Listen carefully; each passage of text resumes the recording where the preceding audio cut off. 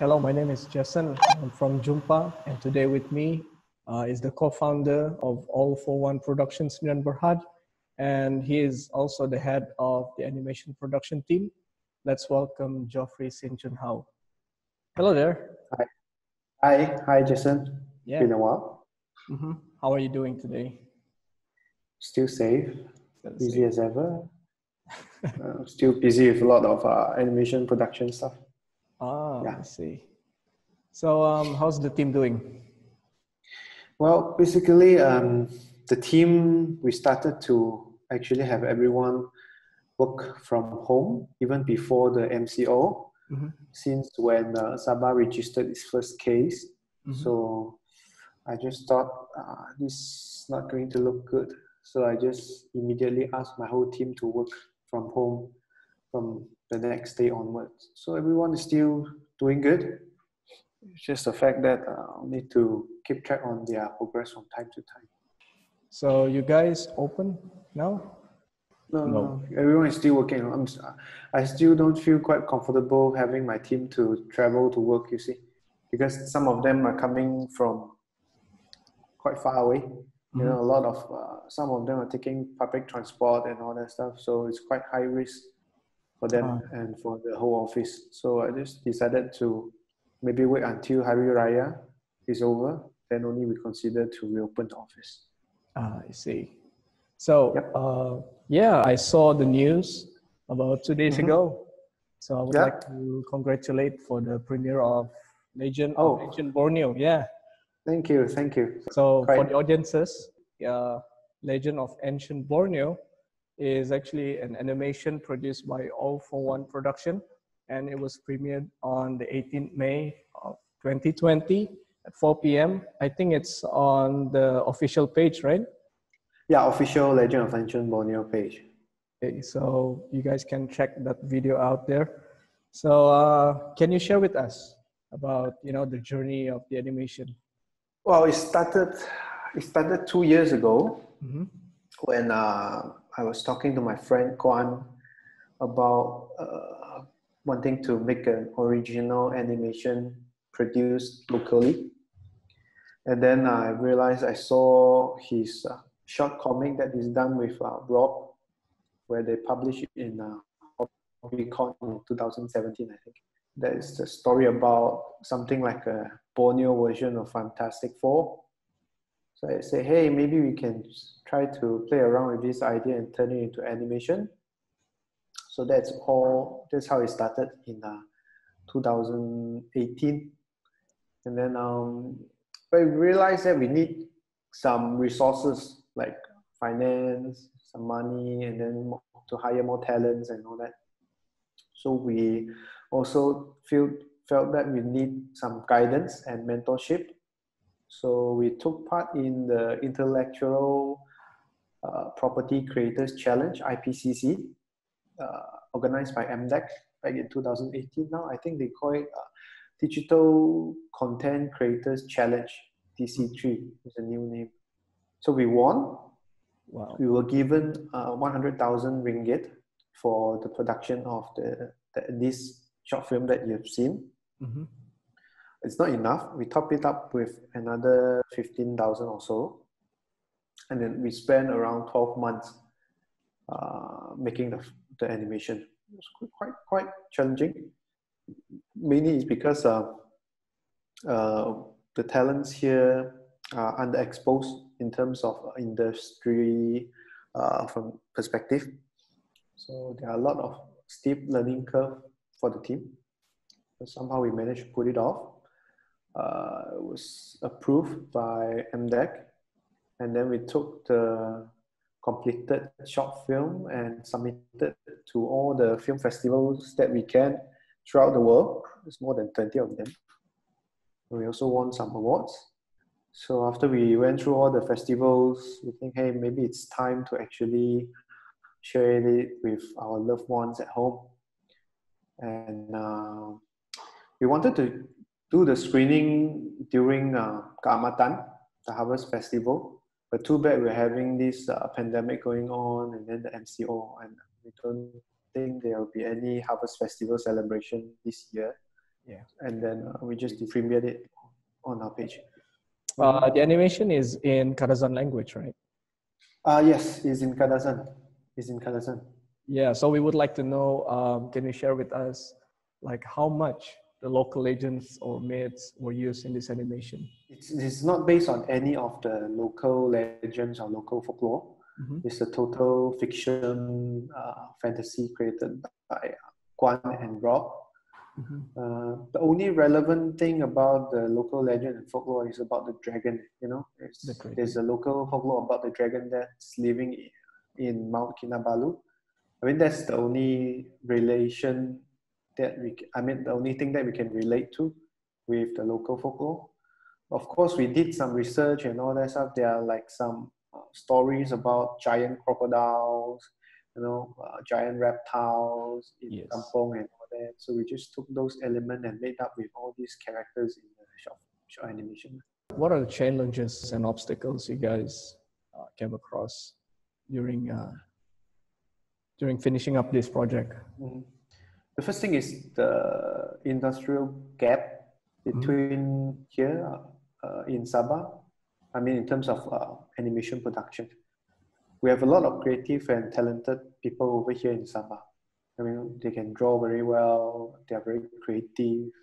Their imaginations are superb and all that. But when it comes to animation productions, it's totally another thing. It's another skill set. You can draw very well, but doesn't mean that you can do good animation. True. So we sort of have to spend quite some time and resources to get the team ready for animation production properly, and then to set up the pipeline to make sure everyone knows what they're doing and all that. So that the production management wise, it's quite a challenge, dedication, time management, because we're juggling with other projects on the same time. There are also some other stuff happening. So yeah, I guess that's the main challenge. If you talk about passion, if you talk about enthusiasm, I think Sabahans are full of that. I mean, even overflowing with passion. It's just that there's a huge gap between raw talents and experienced senior talents. For a lot of my friends who are Sabahan, good ones with experience, they are currently working outside of Sabah. So what's left here in Sabah are talents still very raw, don't have much experience, don't have much working experience and all that. So I hope with this project we'll be able to address some of the issues, and hopefully in future we can have more animation or creative projects like this to actually give the local talents more experience or more opportunities to improve themselves. Personally, I think it's really good to see, such project successfully premiered during these hard times, right? How much does MCO affected you and your team, and All for One, when finishing up this project? Actually, for All for One, our main business activities are not only animation. They are photography and video productions. Well, during this MCO, right, our video productions and photography activities, I don't think there are anything going on over there, because we have to stay at home, right? Yeah. But those areas are quite badly affected. But if you talk about animation, in fact, we are getting even busier, coping with more projects coming in, because when people need to, when they need to produce content, right? When you can't shoot live action videos and the subsidized, the alternative will be naturally doing like motion graphics or animation. So that's why on this part we are trying to cope with the workload right now. Another challenges is I would say I will address this as an infrastructural problem. Some of my team, they went back to their to their kampong or to their hometown for work. You know, when in rural areas, you don't have very good internet connection, and then you have blackout from time to time and all that. I believe maybe in KL or in Semenanjung, they don't have this kind of problem. But for us here, the most thing that affect our productivity are all these power outages and, you know, sometimes internet connection problems and all that. Other than that, I think we're doing quite good. I came across to the achievement you guys, achieved so far through the animation. One of the winners of IPCC back in 2018. The film has already been screened in more than 20 film festivals worldwide. Yes. After its completion. We officially selected at Los Angeles International Children's Film Festival and one of the finalists in Milano Mobile Film Festival in Italy. Also screened during Marcellus Mini Movie Family Film Festival in New York, right? So how's the feedback coming from people in different country? I didn't go there personally. Okay. No, it's too expensive to actually travel to all these festivals, like over 20 of them. So I just got the feedback via online or emails from the organizers. Most of the feedbacks are similar to the kinds of, it's very new. They've never seen something like this before. In fact, some of them even it's their first time hearing the word Borneo. You know, needless to say, hearing the Kadazan language narrated and the background, the music, the characters and all that. For people like in LA or in Italy, it's never that, most of them never seen something like this before. So it's very new to them, it's very fresh. So that made us stand out in most of the festivals. And I believe we still have a lot of stories yet to be told to the world in Sabah or in Sarawak, Borneo, where we can still explore on more stories and make them into comics maybe, or animation or films to tell the world how actually Borneo looks like, our culture, our heritage, and our homeland, beautiful mountains and seas and rivers.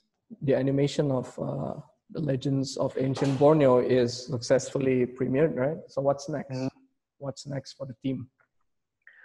Well, we are actually currently started our development for Legend of Ancient Borneo in making it into a TV series.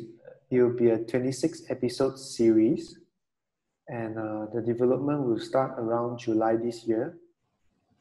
Hopefully we can finish the production by 2023, year end of 2023.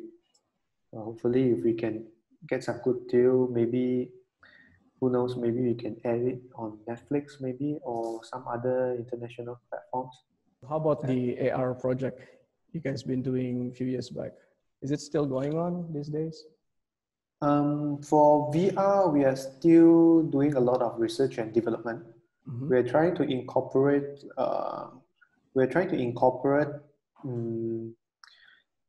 vocational training using VR.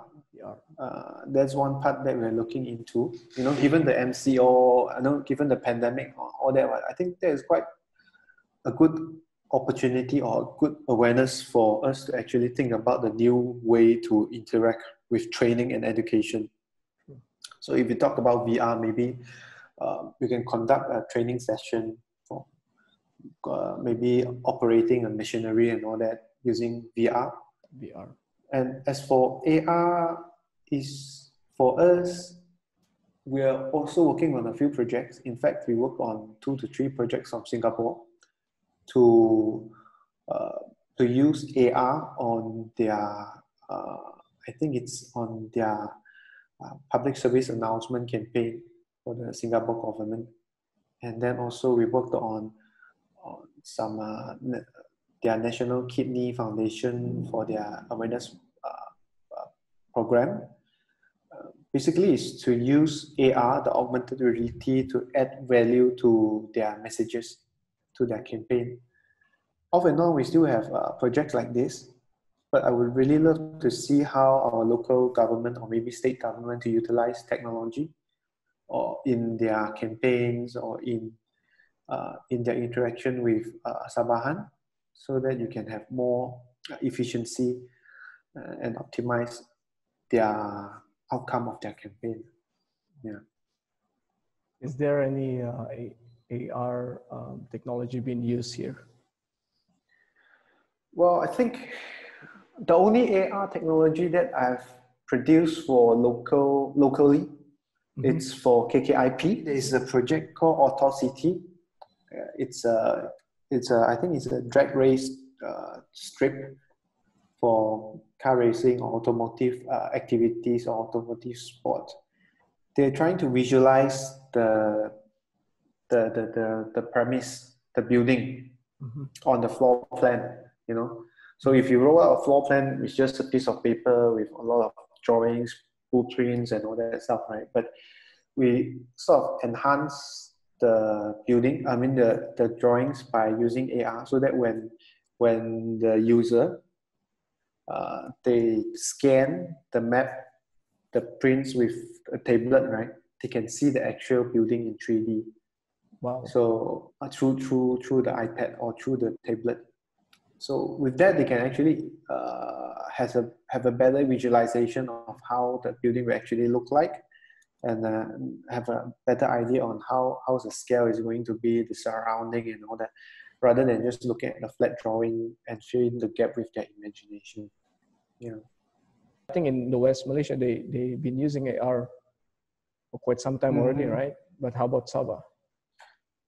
I think even in West Malaysia, even though there are some cases where they are using it in their activities, but it's still not widely adopted in all the businesses. Of course, there are more users of AR in West compared to here. But for Sabah, I would say most probably at least you need to wait for another like 5 years for people to actually adapt. One thing is because the technology penetration to the locals here are not as high. There's still a lot of areas still having basic fundamental infrastructural problem or issues like roads, electricity, water, and all that yet to be resolved. So when these are the main concerns of that areas, right? The technology can only come in after all these issues are resolved.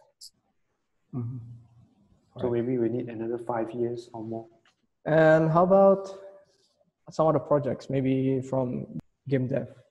Is there any updates going on? Well, for game dev, we are pretty much on not hibernation. We are pretty much on a mode that all the teams are working on their own projects. You know, because for the first 2 years, game dev have been busy spreading awareness, in creating programs and workshops to have people to pick up game development. But now that we have quite a number of members that already, you know, get their hands on game development, a few teams are already in development of their first game. So I've yet follow up with them. And I think 2 teams were in this IPCC, it's called TC3 now. On the game category, they won some grant last year. I think one of them is they won the finalists, and then I think he's wrapping up his game soon, and he'll be finishing his game soon. And then others, they're still working on their projects off and on. Well, for game development here, it's even worse than animation production. People are still have to get a day job to sustain while working on their games and all that stuff. So unless there are some incubator, or there are some programs or workshop, or maybe, you know, maybe training programs or whatnot subsidized for those game developers, or else it's very difficult for them to go full time on game development to sustain themselves. Anything else you want to add?